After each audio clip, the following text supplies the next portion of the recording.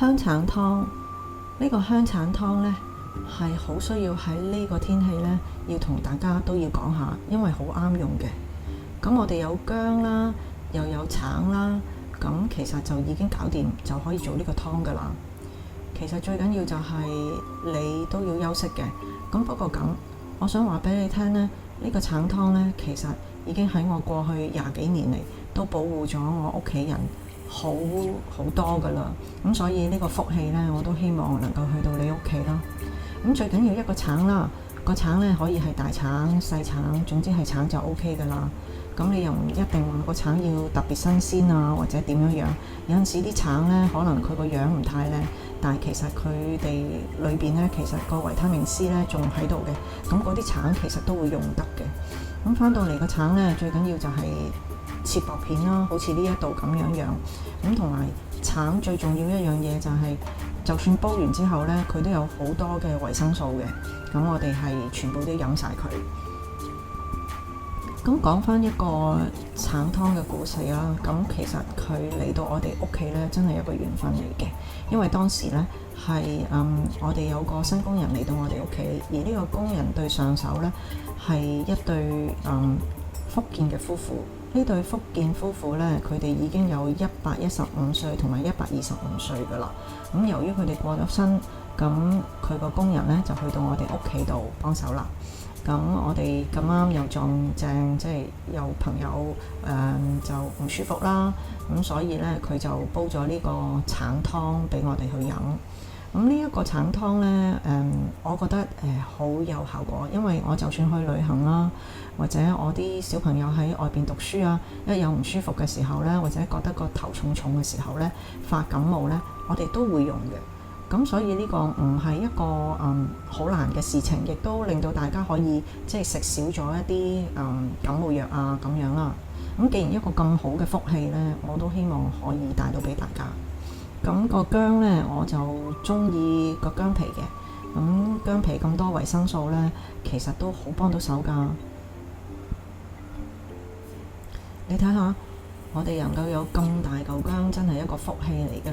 咁但係如果喺其他外國嘅地方，就算我哋真係冇薑呢，其實一個橙都會 work 嘅。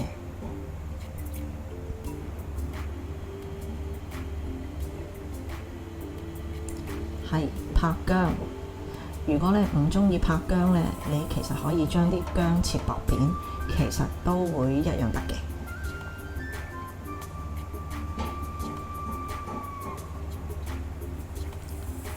好啦，啲橙呢，我哋落晒個煲嗰度呢，咁我哋可以大火滾一滾佢先。咁然後呢，就轉細火嘅時間呢，係一定係25分鐘㗎啦，唔可以多，亦都唔可以少。因為我哋嘅目的呢，係要等佢慢慢煲，令到嗰個橙嘅汁液呢係越嚟越濃厚。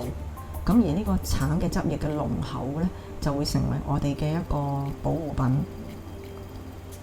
咁你幾時落薑其實都冇乜所謂㗎啦。我亦都有試過，真係喺歐洲去旅行嘅時候，真係有啲好唔舒服。咁我哋買唔到薑嘅。咁其實隨手咧都可以買到一啲好靚嘅橙，咁我哋咪用橙咯，其實都得嘅。嗱，呢個我再介紹俾大家啦，都係一個非常幫到大家去殺菌，因為有陣時我哋買翻嚟嘅菜啊或者薑咧，其實好難咧，就叫我哋點樣煲熟佢嚟到儲藏㗎。咁所以買翻嚟咧，第一件事殺菌就用呢啲咁嘅臭氧機。由於臭氧機咧可以幫佢殺菌咧，其實我哋啲蔬菜咧都可以擠多幾日嘅。咁我都好希望你哋有機會會用到啦。咁呢度咧就係翻嚟我哋嗰個橙湯啦。你可以用呢啲咁嘅薯仔容器啦，咁樣就壓下啲橙啦。咁但係如果冇呢一個容器咧，其實攞支叉或者攞支匙羹咧，其實慢慢壓咧，慢慢揸咧，其實會 work 嘅。咁不過呢方面咧就要有少少心機啦。如果譬如話身體真係唔舒服到咧，真係要企都企唔穩咧，咁就算真係做呢個動作都唔係太難嘅啫。因為喺呢個過程裡面咧，連陣味咧都可以幫到你。所以呢個橙咧，呢個橙湯呢一個嘅食譜呢，其實真係一個福氣嚟嘅。咁我好希望任何香港人，你哋去到任何一個地方，只要有一個橙，你就要記住可以即係叫你嘅朋友呢，就用呢個方法就可以令到佢哋早啲可以回復體力。其實呢，飲完呢一個熱辣辣嘅橙湯呢，基本上瞓一瞓呢，第二朝呢係好掂㗎。點解我哋話一定要飲個橙湯呢？因為佢個質體好厚啊，咁就令到咧你嗰個熱力咧保護喺個身體裏邊咧比較長少少嘅時間。咁當你瞓嘅時候，成個人暖粒粒，梗係好瞓啦。既然瞓得好嘅時候，第二朝咪好返咯。一個好簡單嘅道理。咁但係呢啲咧就真係好急用，係完全係 OK 嘅。而且橙始終都係一個天然嘅食品，咁你就唔使擔心話啲藥材有啲乜嘢敏感啊咁樣啦。